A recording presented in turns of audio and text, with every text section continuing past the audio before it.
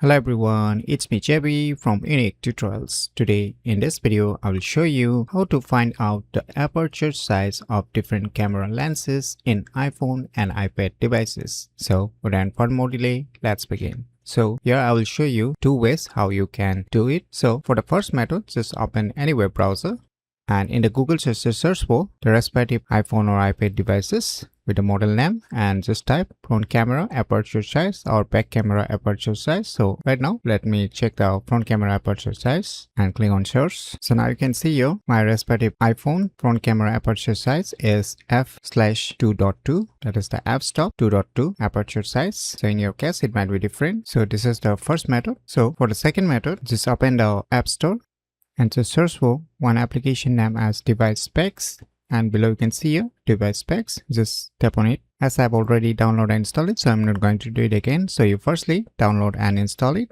and after that just tap on open. Now it will show you tons of options. So here I will mainly focus on the topic, so just tap on this camera option. Now just select the respective camera lenses.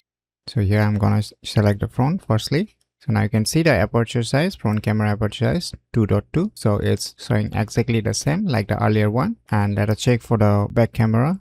So now you can see I have two camera lenses on my iPhone 12 mini. So the normal back camera is having an aperture 1.6, and below you can see the ultra wide camera aperture 2.4. So it's showing exactly the correct informations. So by using these two methods, you can easily find out the aperture size of different camera lenses in iPhone and iPad devices very easily. So if you never known about the cool tricks, then you should definitely give it a try. So if you find this video tutorial useful, please click on the thumbs like button, and if you're new to our channel, click on the subscribe button, and lastly, thanks for watching.